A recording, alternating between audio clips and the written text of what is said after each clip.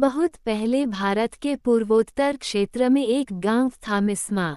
वहां एक अनाथ मछुआरा रहता था ताराउन। एक दिन वो मछली पकड़ने गया। उस दिन मछली के स्थान पर एक नाग उसके जाल में फंस गया।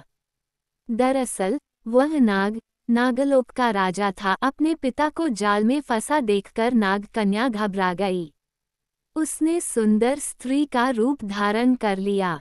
वह ताराउन के पास पहुंचकर बोली, यदि तुम मेरे पिताजी को छोड़ दोगे तो मैं तुमसे विवाह कर लूंगी। युवक मान गया और उसने नाग को छोड़ दिया। नाग कन्या ने उससे विवाह कर लिया। ताराउन और नाग कन्या का विवाह गांव वालों को नहीं भाया। उन्होंने विवाह की खबर राजा को दे दी।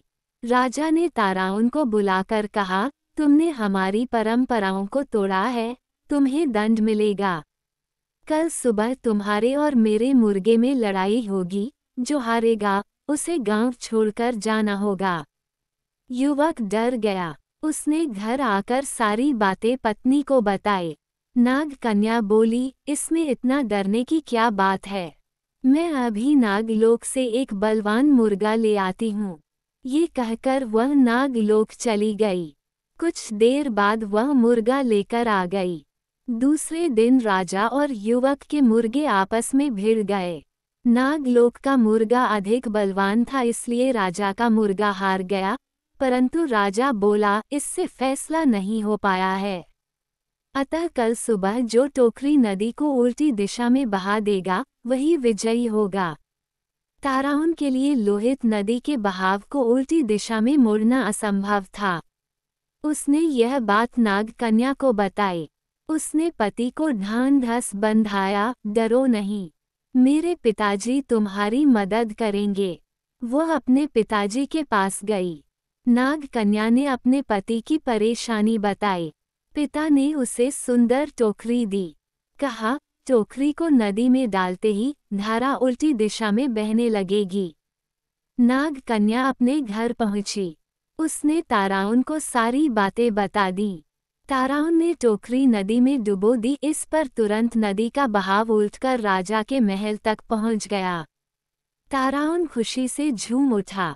वह राजा से बोला, राजन, मैं जीत गया हूँ। शर्त के अनुसार आपको ये गांव छोड़कर चले जाना चाहिए।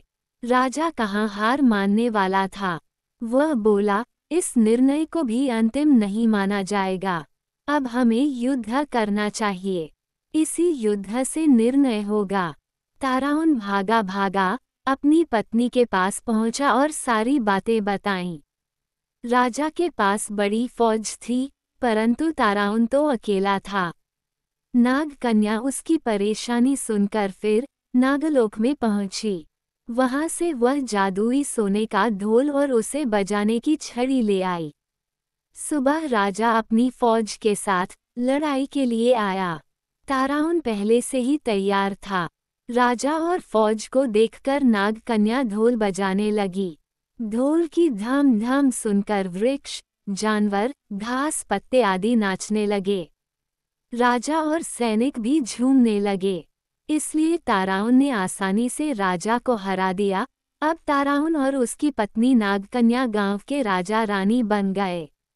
आज भी अरुणाचल के वंशज ताराउन जनजाति के नाम से जाने जाते हैं। दोस्तों, कहानी अच्छी लगी हो तो इसे लाइक करें, शेयर करें और चैनल को सब्सक्राइब जरूर करें। धन्यवाद।